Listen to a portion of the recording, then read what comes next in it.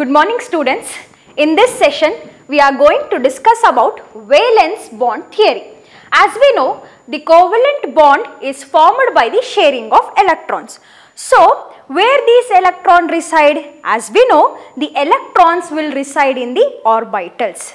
As a result, when two atoms come closer to each other, the atomic orbitals overlap. As we know, what are the atomic orbitals?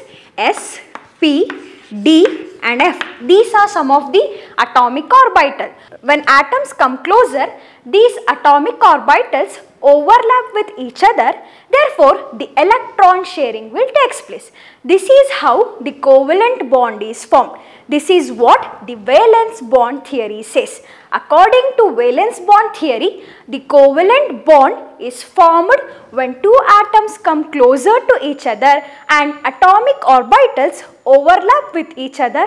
Therefore, the electron sharing will take place. Hence, the covalent bond is formed.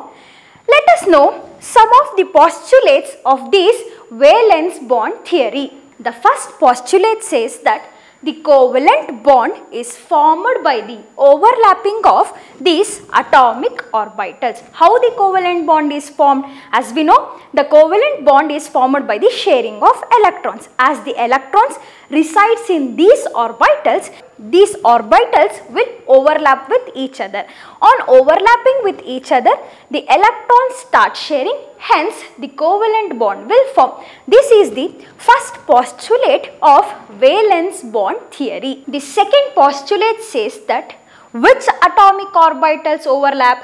The atomic orbitals which are half filled. Entha atomic orbitals overlap agate andre yava atomic orbitals half filled agiratto antha atomic orbitals overlap agate. Then the electrons residing in these half filled orbitals must have opposite spin. Entha spin irbeku? Opposite spin irbeku. For example, when we consider this hydrogen molecule is formed by the hydrogen atoms. So, hydrogen electronic configuration is 1s1 as the atomic number is 1. Therefore, the valence shell orbital is s orbital and it is half filled. As we know, it is half filled. Then, the another hydrogen atom with half filled. You can observe here the electrons residing in these half filled orbitals are in opposite spin. This is what the second postulate says. The valence orbitals which are half filled can only overlap with each other and the electrons residing in these orbitals must have opposite spin. The third postulate of VBT says that the atomic orbitals overlapping must have same sign. The atomic orbitals, that is the half filled atomic orbitals which are overlapping must have same sign. Means when you consider the p orbital, we know that the shape of the p orbital is dumbbell shape. So, one lobe possesses positive sign and the other lobe possesses negative sign. So, which atomic orbitals will overlap? The atomic orbitals which have same sign. Here we can observe this lobe has positive sign and this lobe has positive sign. Both the lobes having been same sign, therefore these atomic orbitals will overlap. If we consider these two p orbitals, we can observe this lobe is possessing the negative sign and this lobe is possessing the positive sign. As they are in opposite sign, these orbitals cannot overlap with each other, hence the covalent bond will not form. Therefore, which orbitals tend to form the bond means which are having the same sign. The atomic orbitals which are possessing the same sign can overlap with each other. As I said, the lobes, the atomic orbitals which are possessing the same sign will overlap with each other. You may arise with the doubt that the like charges will repel each other, the unlike charges will attract each other. But in this atomic orbitals, we are considering the electron density and not the charge. As the electron density is maximum in these type of orbitals which are possessing the same sign, hence the overlapping would be more. This is what the third postulate says, that the atomic orbital possessing the same sign will overlap in order to form the bond formation. And The fourth postulate of this VBT is the extent of overlapping is directly proportional to the bond strength. That means how much the overlapping takes place, that much will be the stronger the bond. Andre eshtu chanagi overlap agatto ashtu chanagi bond form agutte. If the bond strength is more, then the bond energy will also be more. That is, in order to break the bond, more energy is required in order to break the bond, such that this extent of overlapping is directly proportional to the bond strength and directly proportional to the bond energy. But it is inversely proportional to the bond length. As the bond strength increases, the bonds become shorter and shorter. Therefore, the extent of overlapping is directly proportional to the bond strength and directly proportional to the bond energy, hence inversely proportional to the bond length. This is about the fourth postulate of the VBT. And the fifth postulate says that there are two types of overlapping, that is, one is head-on or axial overlapping and other is sideways or lateral overlapping. What do you mean by head-on or axial overlapping? The overlapping along the axis will take place. Such overlapping is known as axial overlapping. Ee tara axis mele agodadre adanna navu head-on overlapping anta kariತೀವಿ. The head-on overlapping leads to the formation of sigma bond. The type of bond formed by the axial overlapping is sigma bond. And what do you mean by sideways or lateral overlapping means? The overlapping along the sideways is known as sideways or lateral overlapping. This sideways overlapping leads to the formation of the pi bond. The axial overlapping or head-on overlapping leads to the formation of sigma bond, and sideways overlapping or lateral overlapping leads to the formation of pi bond. These are some of the postulates of valence bond theory. So, according to valence bond theory, the covalent bond is formed by the overlapping of atomic orbitals. Which atomic orbitals will overlap? The atomic orbitals which are half filled, and the electrons residing in these orbitals should possess opposite spin. Such orbitals will overlap with each other. And these orbitals, these half filled orbitals should possess same sign. If they are possessing the same sign, then they will overlap. And the extent of overlapping is directly proportional to the bond strength and inversely proportional to the bond length. Finally, there are two types of overlapping. One is head-on or axial overlapping and other is sideways or lateral overlapping. The head-on overlapping leads to the formation of sigma bond and sideways overlapping leads to the formation of pi bond. These are some of the postulates of valence bond theory. As the VBT says, there are two types of overlapping. One is head-on overlapping and other is sideways overlapping. Head-on overlapping leads to the formation of sigma bond, whereas sideways overlapping leads to the formation of pi bond. Now, let us consider the types of this axial overlapping or head-on overlapping. Firstly, let us consider SS overlapping. What do you mean by this SS overlapping? Means the two s atomic orbitals which are half filled will overlap with each other.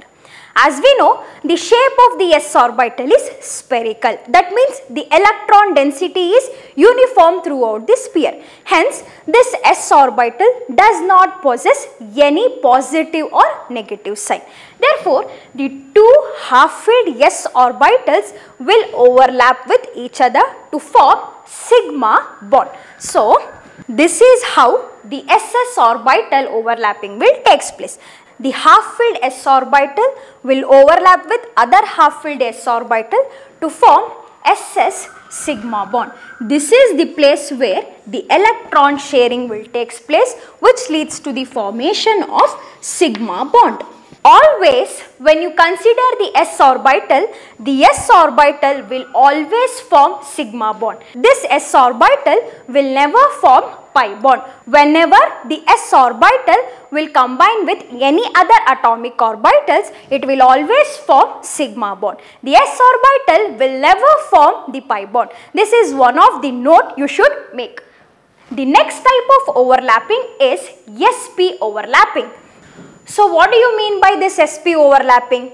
the half-filled s atomic orbital will overlap with half-filled p atomic orbital to form sp sigma bond. So, one of the half-filled s orbital is combining with the half-filled p orbital. As we know, the shape of the p orbital is dumbbell shape. The two atomic orbitals, half-filled atomic orbitals, combine with each other to form sp sigma bond. As there is a s orbital, it should form always the sigma bond.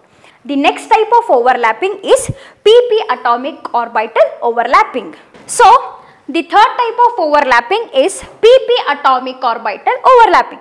The half-filled p atomic orbital will overlap with other half-filled p atomic orbital to form pp overlapping, that is in the formation of sigma bond. You can observe here the lobe of the atomic orbital, the p atomic orbital with positive sign is overlapping with other half-filled p atomic orbital possessing the same sign. If they are possessing the different sign, then the overlapping will not take place. As the orbitals are possessing the same sign, they will overlap in order to formation of the sigma bond. These are the three types of sigma bond, that is SS overlapping, sp overlapping and pp overlapping. As we know, the s orbital will never form the pi bond, the s orbital will always form the sigma bond. This is about the axial or head-on overlapping types. Now, let us consider the second type, that is sideways or lateral overlapping. The first type of sideways or lateral overlapping is pp orbital overlapping. The type of sideways overlapping is, the first is pp orbital overlapping. As the s orbital will not form the pi bond, the only option is the pp orbital overlapping. The half-filled p atomic orbital is overlapping with other half-filled atomic orbital in a sideways manner, in order to form the pi bond, This is the type of sideways or lateral overlapping. This is about the types of overlapping, that is axial and sideways overlapping, and the types of axial overlapping and the type of sideways overlapping. So, from this we can draw the conclusion that the head-on overlapping will always leads to the formation of sigma bond, whereas sideways overlapping will always leads to the formation of pi bond. Now, let us consider the differences between this sigma bond and as well as the pi bond. So, let us consider the differences between sigma bond and pi bond. The first difference is the definition, that is the sigma bond is formed by head-on overlapping, that is like this way, and the pi bond is formed by the sideways overlapping, that is like this way.